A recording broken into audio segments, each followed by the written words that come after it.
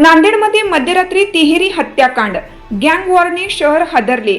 भाग्यनगर हद्दीत कॅनॉल रोडवरील डीमार्ट परिसरात रक्तरंजित हल्ला। सदा गँग साई लाला गँग वादातून तिघांची हत्या। रुग्णालयातही हल्लेखोरांचा पुन्हा हल्ला। नांदेड शहरात शुक्रवारी मध्यरात्री घडलेल्या धक्कादायक गँग वॉरमध्ये तिघांची निर्घुण हत्या झाल्याने संपूर्ण शहर हादरलं आहे। भाग्यनगर पोलीस ठाण्याच्या हद्दीत कॅनॉल रोडवरील डी मार्ट जवळ रात्री अंदाजे 1:30 ते 2 वाजण्याच्या सुमारास हा रक्तरंजित प्रकार घडला। मृतांमध्ये अर्जित सिंह चव्हाण, सय्यद आवेस 27 आणि मोहम्मद अरबाज वय 23 यांचा समावेश आहे। प्रत्यक्षदर्शींच्या माहितीनुसार अचानक 2 टोळ्यांमध्ये जोरदार वाद सुरू झाला आणि काही क्षणातच तो हिंसक संघर्षात बदलला। सदा गँग आणि साई लाला गँग यांच्यातील जुन्या वैमनस्यातून हा हल्ला झाल्याची प्राथमिक तपासात समोर आली आहे। हल्लेखोरांनी धारदार शस्त्रांसह तिघांवर अत्यंत क्रूरपणे हल्ला केला। या हल्ल्यात गंभीर जखमी झालेल्या तिघांना तातडीने विष्णुपुरी येथील सरकारी रुग्णालयात दाखल करण्यात आलं। मात्र धक्कादायक बाब म्हणजे रुग्णालयातही हल्लेखोरांनी पुन्हा धाड टाकत जखमींवर हल्ला केल्याची माहिती समोर आली आहे। त्यामुळे या घटनेची भीषणता अधिकच वाढली असून नागरिकांमध्ये प्रचंड भीतीचे वातावरण निर्माण झालं आहे। दरम्यान या प्रकरणी पोलिसांनी वेगाने कारवाई करत 4 ते 5 संशयितांना ताब्यात घेतलं आहे। परिसरातील सीसीटीव्ही फुटेज तपासले जात असून इतर आरोपींचा शोध सुरू आहे। मृतांपैकी अर्जित सिंह चव्हाण याच्यावर यापूर्वी 9 गुन्हे दाखल असल्याची माहिती पोलिसांनी दिली आहे, ज्यामुळे हा वाद गुन्हेगारी पार्श्वभूमीशी संबंधित असल्याची शक्यता वर्तवली जात आहे। घटनेनंतर संपूर्ण भागात तणावाचे वातावरण निर्माण झालं असून कायदा व सुव्यवस्था राखण्यासाठी पोलिसांचा मोठा बंदोबस्त तैनात करण्यात आला आहे। संवेदनशील भागांमध्ये गस्त वाढवण्यात आली असून कोणताही अनुचित प्रकार घडू नये यासाठी पोलिसांकडून दक्षता घेतली जात आहे। या तिहेरी हत्याकांडामुळे नांदेडमधील गुन्हेगारीच्या वाढत्या घटनांबाबत पुन्हा एकदा प्रश्नचिन्ह उपस्थित झाले असून नागरिकांमध्ये भीती आणि असुरक्षिततेची भावना वाढली आहे।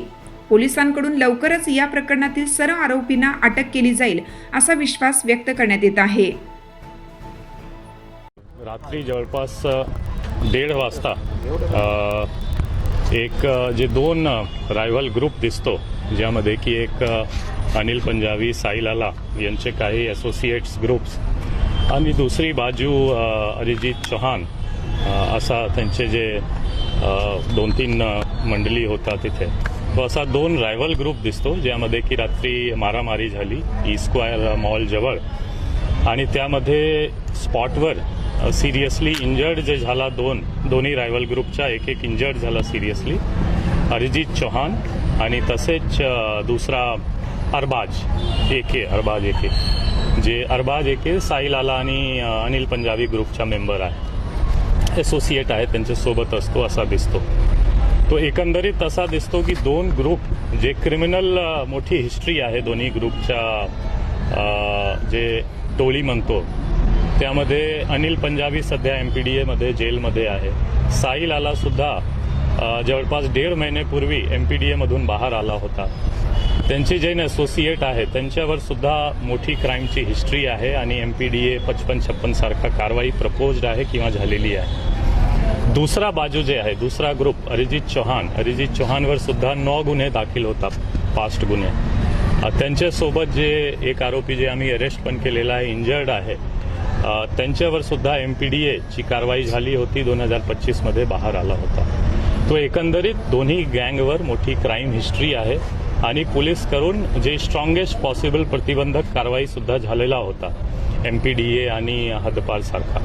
आणि हा दोन्ही गँगची रायव्हलरीमध्ये ई स्क्वायर जवळ रात्री इन्सिडेंट झाला आणि जे अनिल पंजाबी साई लाला ग्रुपच्या 2 मेंबर असोसिएट्स म्हणू शकतो आपण, अरबाज आणि आवेज, हा दोन्हीची डेथ झालेली आहे एक बाजू, दुसरा बाजू अरिजित चौहानची पण डेथ झाली। हॉस्पिटल असा एकंदरीत 3 डेथ हा इन्सिडेंटमध्ये झालेला आहे। हॉस्पिटलमध्ये एकाचा खून करण्यात आला। असं आहे की ते ऑलरेडी 2 जे आहे मोस्टली इथेच सिरियसली इंजर्ड होता आणि आवेज पण सिरियसली इंजर्ड होता। त्यांना सिव्हिल हॉस्पिटल फर्स्ट गेला जवळ असताना, नंतर रेफर झाला विष्णुपुरी आणि विष्णुपुरीमध्ये ते ऑलरेडी सिरियसली इंजर्ड कंडिशनमध्ये गेला होता आणि तिथे ऑलरेडी अरिजित चौहानचे भाऊ आणि वडील जे अरिजित चौहानची डेड बॉडी मॉर्चरीमध्ये शिफ्ट होत होता तिथे ऑलरेडी होता।